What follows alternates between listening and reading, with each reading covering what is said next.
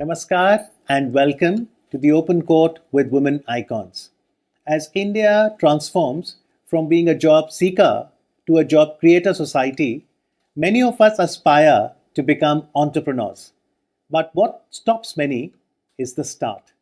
Our guest today is an entrepreneur who not only started her own consultancy venture, but has enabled many businesses to start and scale up. Please welcome Aarti Gupta.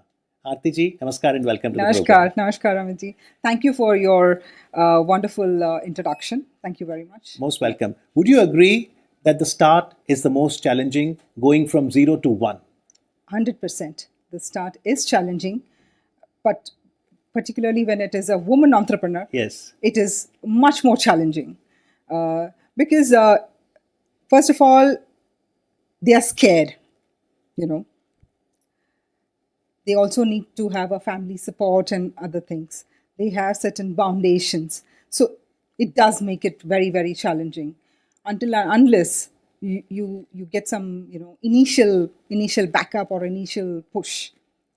So, would you say that these specific challenges for an entrepreneur who's a woman is specific to India, or some of these challenges are there across the globe? No, it is across the globe. It is across the globe.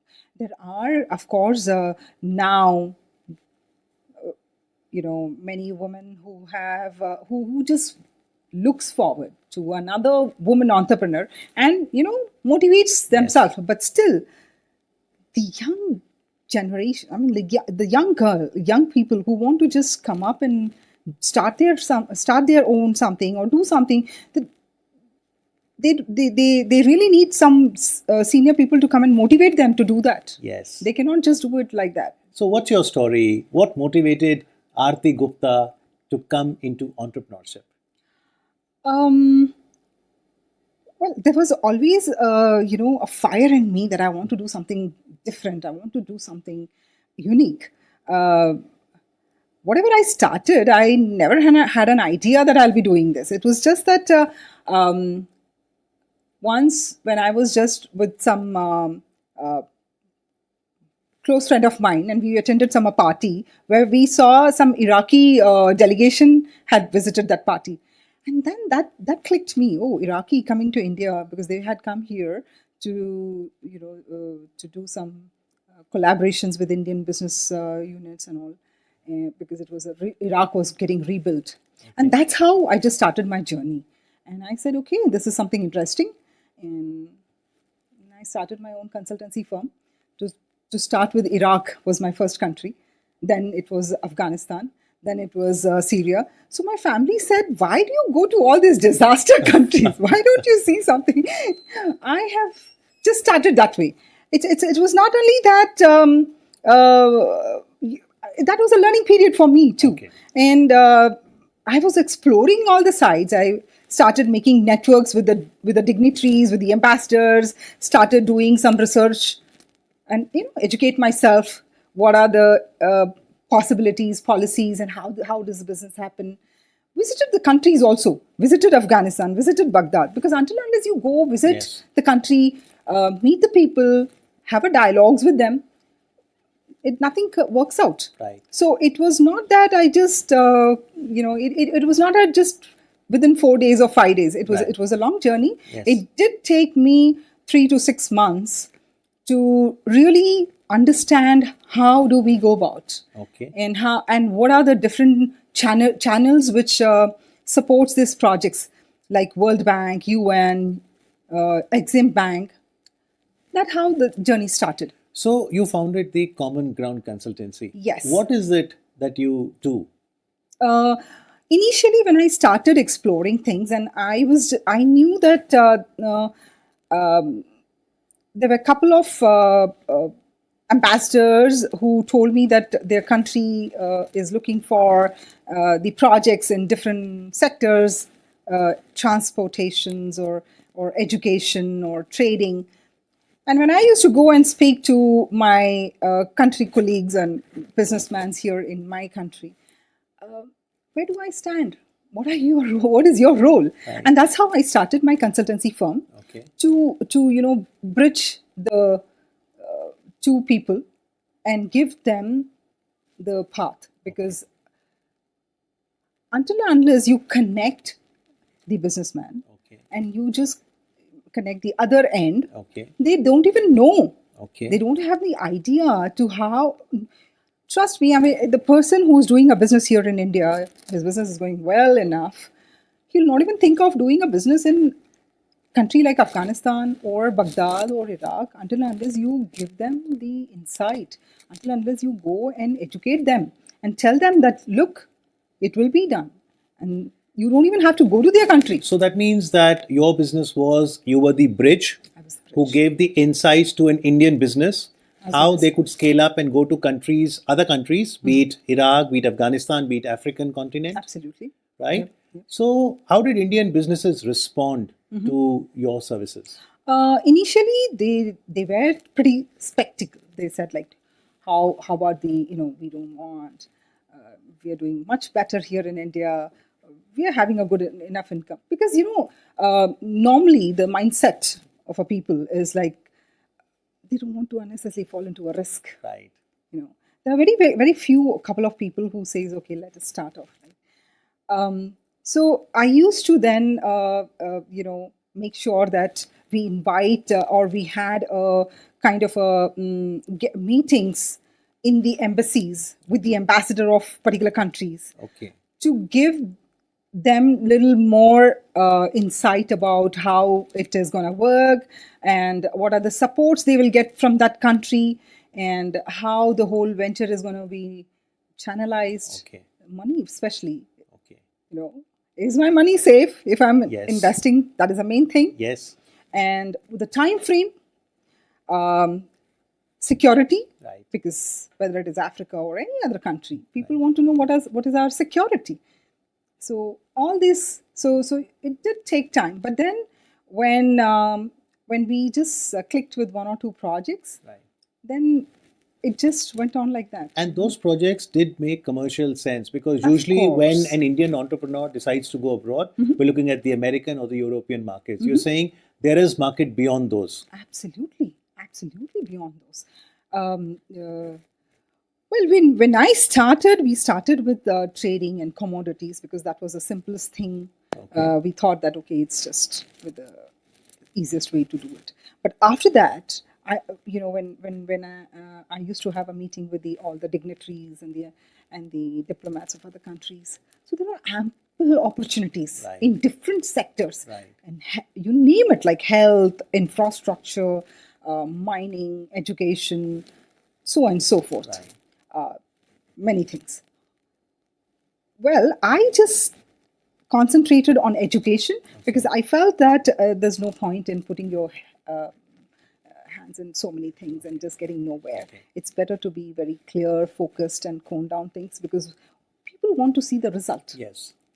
And especially when it comes to India, I have seen that they want a quick result. Yes. They can't wait. Nobody wants to wait. So I thought that education, let's just focus on that. And we started with printing school textbooks. Okay. African nations African like countries, Sudan. Sudan or Gabon or countries like Afghanistan.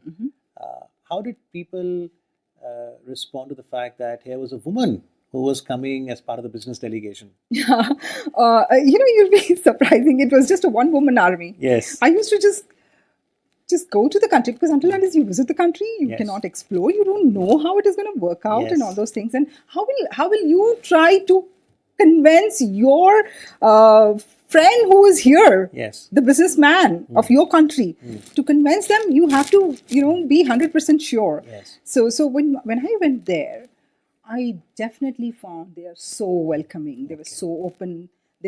And they used to sit and clear all whatever doubts I had. Okay. They were very, very warm welcome, especially the country like Afghanistan. I felt like the hospitality is similar like India, Okay.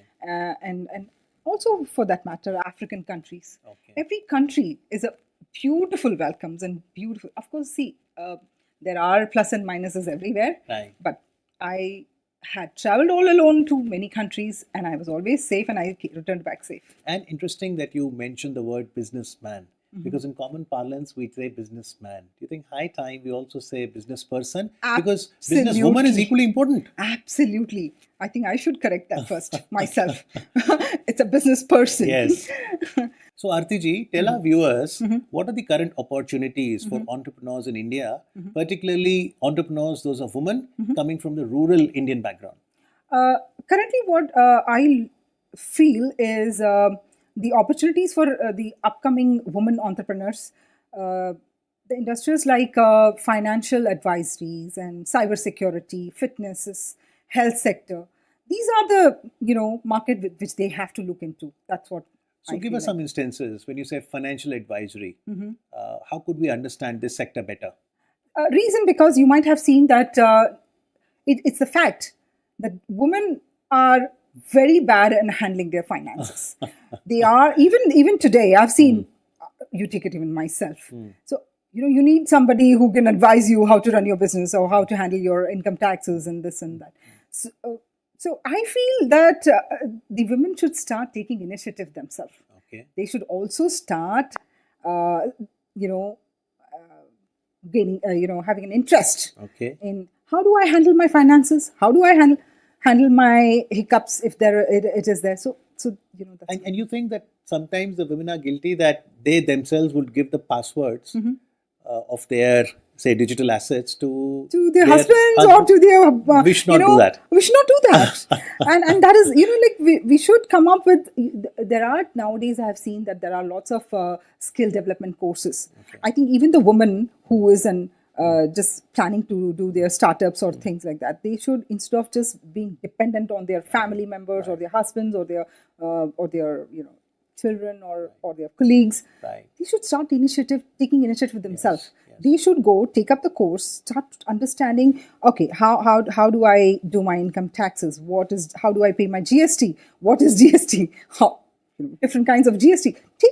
So, how did you learn the financial management part yourself? Yeah, after too much of hiccups and too much of messes.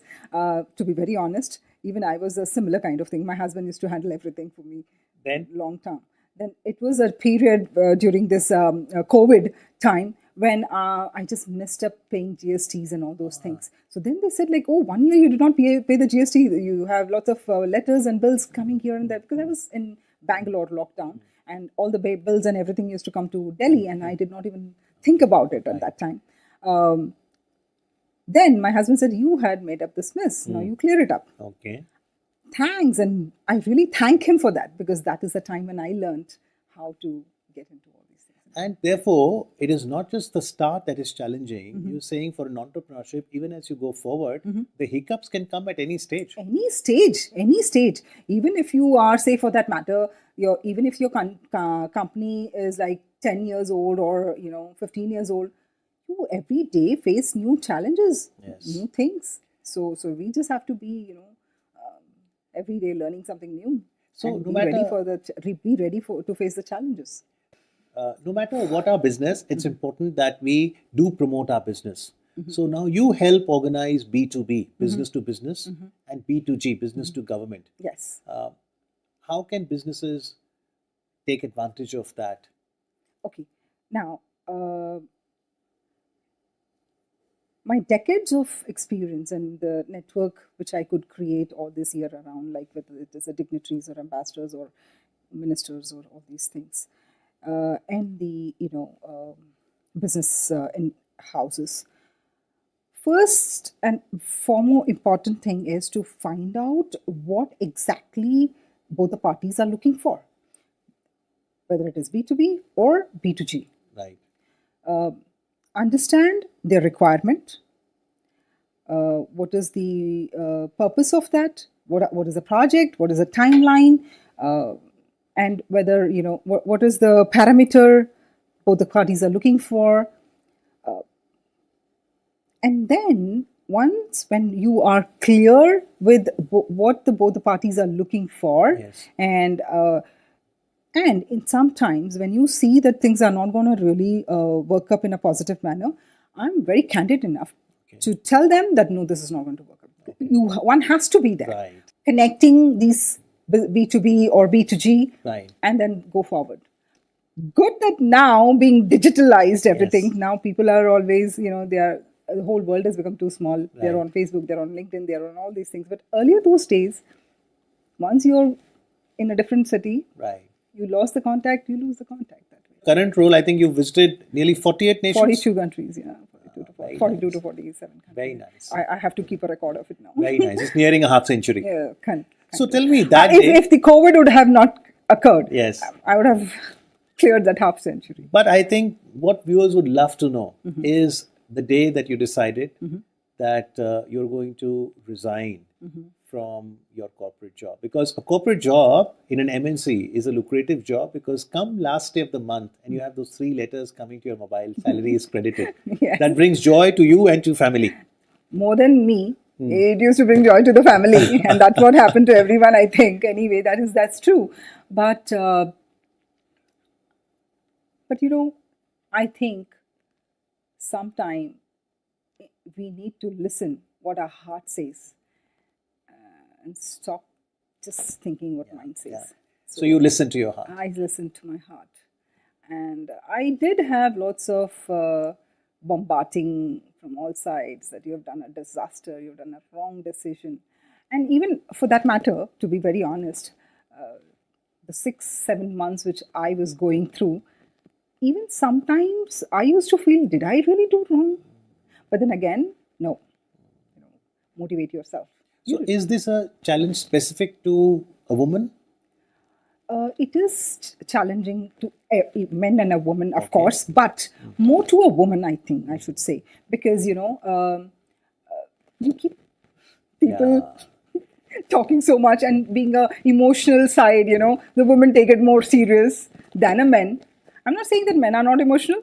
They are, but then comparatively. What about children? Did they support this idea? My elder son did support me. What did he say? He says, Ma, come on, it's okay. Listen to your heart. All these years you have been working. Yes. You have been working for the last 15, 18 years, and same regular thing. So just listen to your heart. What does your heart says? And he always used to say, I know you'll do it. Vice versa. Even I keep telling my son that I know you'll do it.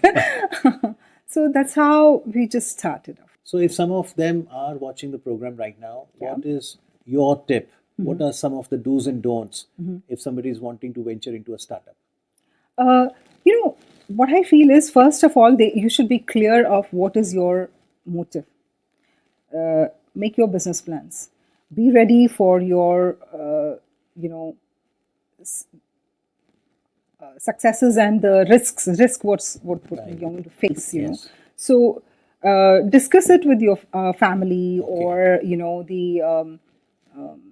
the people who are experienced in this field, because you need to validate your The business idea. Until unless you do a good drilling down, the validations. Once when you do a proper homework, your validations, then of course you can take it up. But particularly for entrepreneurs who are women, access to capital, finances, is it easy? Well, it is not that easy, to be very honest, because there are lots of questions being done. But then I should say nowadays the government has some kind of a schemes, especially for women. They have some taxation benefits, and some lots of benefits are there. Startup India, Stand Up India. Startup India. So lots of schemes are there with the New India policies. Yes. I think it's a golden period for India now, comparatively what it was earlier. Now I think you should take advantage of this, especially all the I would like to say, especially to all these young women entrepreneurs, that you should try to explore and take an advantage of all these government schemes. Well, that is the objective on India Narrative, that through this series called The Open Court with Women Icons, we make you meet with guests like Aarti so that they can reflect upon their journey, and together we can benefit from the lessons that we can learn by reflecting on somebody's life. Thank you once again for joining us. Thank you so much. Thank you so much.